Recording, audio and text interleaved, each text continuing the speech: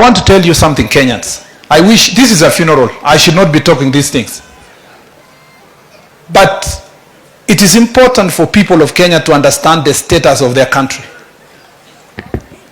Wakati William Ruto alichukua urais, nikiingia kama waziri yake ya barabara, kuna deni ya 165 billion ya makontrakta wa barabara haikuwa imelipwa kwa miaka 2. Saizi hiyo deni bado iko. Makontrakta wengi wamefilisika kwa sababu hatujaweza kulipa hawa. Kwa sababu ya mpango ya hapo awali ya watu ambao hawakuweka mikakati ya kuhakikisha kwamba we live within our means.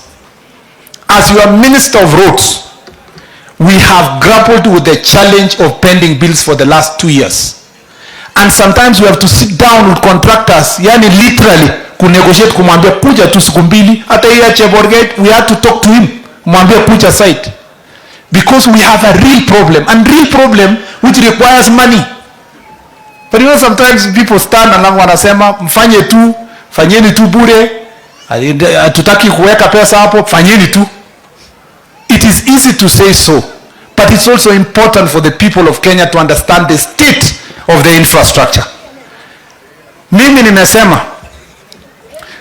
inafaa kila mwaka mawaziri wote na wizara yao wapelekwe kwa national discussion, na kila mtu alete report card yake kila mwaka amefanyia nini Kenya kwa ile report card ya wizara inasimama.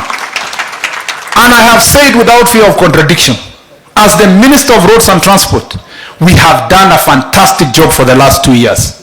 And I'm ready. Mimi nimeambia watu wa X, wa Y, wa Z, I am ready to account for every second that I go to my office at 6 in the morning and leave at 10 in the evening. I am ready to give an account of what this government has done for the last 2 years in my ministry. And it should be the tradition. Na nimefaa tushukuru rais, because jana alijipeleka mpaka pale huko X.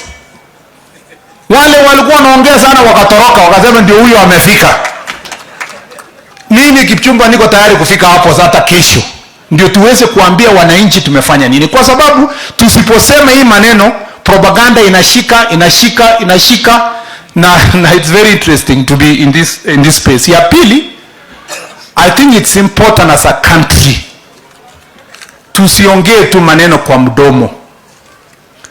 Tumesema sasa mambo ya Harambee kwa sababu inaweza ingiza inaitwa nini, corruption, tuweke kando. So namna hiyo nataka pia tukubaliane, kuliko tuongee kwa mdomo tu. Watu wanasema huyu alikuwa waziri jana, amenunua kiatu, amenunua shati, amejenga nyumba. Why don't we pass a law in Kenya for lifestyle audit, so that every 1 year after office we can do a lifestyle audit of every person who is holding public office? Ndio isikuwa Kipchumba peke yake anaona kiatu gani amevaa leo, shati gani amevaa siku gani. Ikuwe an orderly public position as a country where everybody goes through a same simple system. Ndio sasa tuseme usivae saa yenye inapita pesa ngapi, usivae kiatu ya kene, shati yako isikuwe mrefu kuliko kupita hapa. Then we will all of us as public servants follow that position, so that as a country we move as a team. Mimi najua kwamba kuna barabara mnataka niseme, na rais aliwahi kusema barabara ya Kapkatet Poito, ya hasa mnapiga makofi na mkiambiwa lipeni road maintenance levy mnasema at reject, lakini barabara mnapiga makofi. Kwa sababu nimekuja hapa na kwa maneno yenye rais alisema, I want to plead with all of us that we be of sober minded and focus on the things that will bring development to our people, and that our people will therefore be able to trust us, overcome us. We will overcome the data challenge. We will overcome the situation that we are in as a country. Our children will succeed because we will have planted the proper seed, and we ask God to water that seed that we may achieve all that we need in this time. Rafiki yangu Sonko ambaye ni colleague wangu amesema mambo ambayo yalitendeka. Hawa Gen Zs walituonyesha mambo. Tulikuwa bunge tukipitisha hii mambo ya finance bill, na kabla hata hatujasema hai, niliona Millie Odhiambo ambaye alipiga no akikuja kama ameshikilia viatu na amekimbia kwa bunge akisema tumekufa. Sasa mimi naambia wewe umepiga no, kwani si wewe ndio unafaa kuwa unasherekea na wale our Gen Zs unasikia ni faceless, ni tribeless, na hiyo mambo yote, na ni ukweli ni hivyo. The only thing yenye mimi niliona katika hii mambo yote ni misinformation, because hata mimi niko na Gen Z wangu, niko na Gen Z kwa nyumba, na nilikuwa nikiwauliza kweli tunaongea kuhusu mkate, hii mambo tunaongelelea hapa 16% VAT haiko, hii maneno ya shamba tunaongelelea haiko kwa hii finance bill, hii mambo ya taxes ya magari yenye watu wanaongelelea huko nje haiko kwa hii finance bill. So there was a lot of misinformation, na imetupea ili tuweze kuafikiana. In fact there was a boy and mimi namkaribishanga bunge through the normal route, lakini siku hiyo nilimpata huko kitchen amepitia fence na anakula chakula ile ya bunge. Yani it was so messy, na it's like a spirit yenye ilikuwa imefika, na ilikuwa spirit ile mbaya, na nashukuru sababu hiyo spirit imetoka.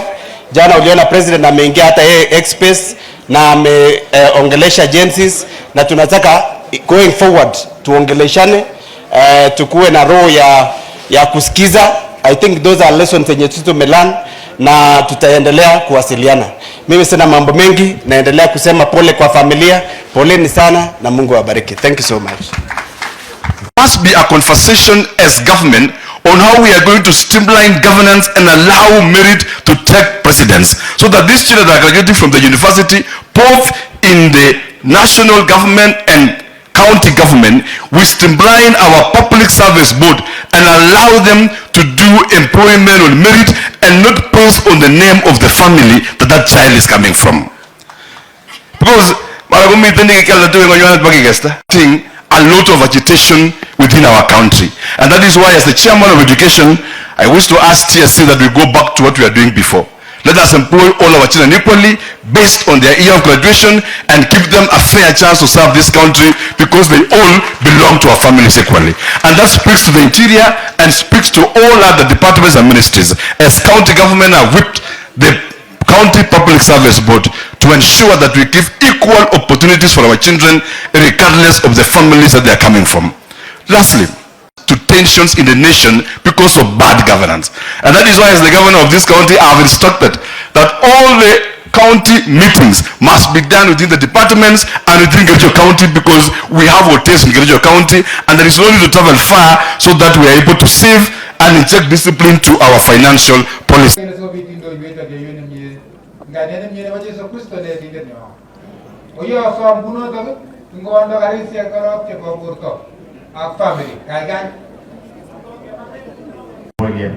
very much. Okay, basi kwa vile saa imeandia confidently say it was among the best in the entire Kericho and Bomet County. That one I can stand and confidently say. We fondly recall him, our dad, driving us to Brook Pond, where he worked as an assistant manager in his white Volkswagen Beetle. Our greatest childhood memory of that was a person who cherished education, a value. He'll always be remembered for his generosity, selflessness, and kindness. As an educationist, humility and honesty to his family and. Thank you very much, Ruben.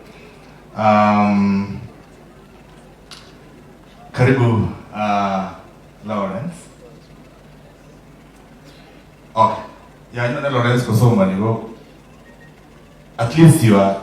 Us to work hard in every sphere of our lives. Time passed, and that eventually relocated to Nairobi